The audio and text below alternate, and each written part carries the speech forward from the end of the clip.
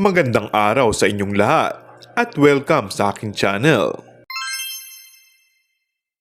Nawindang ang mga solid fans si Kim Chiu nang batiin ito ng Singaporean actor na si Desmond Tan ng aktres sa mismong post nito sa Instagram.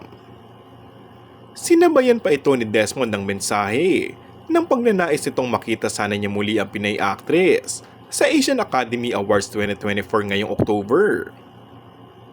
Comment mismo ni Desmond sa post ni Kim na nagpayanig sa mga Kim supporters.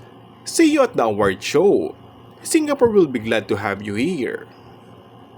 Nanganganib ngang maagawan si Paolo Abilino kay Kim dahil sa naging reaksyon ng mga netizens nang makita nila ang remarks ni Desmond sa IG post ni Kim na nagpapasalamat sa pagwawagi sa Asian Academy Awards. Humirit ng collab o kaya ay project na magkasama sina Kim at Desmond na isang malaking artista rin sa Singapore.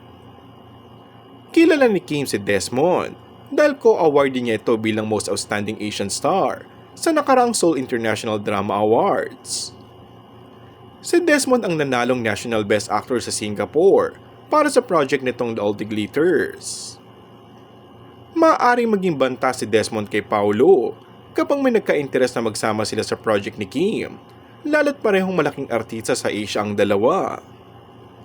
Pero kalma lang ang mga Kim Po fans dahil solid ang tandem ni Kim at Paolo dito sa Pinas at sa lahat ng mga OFW sa buong mundo.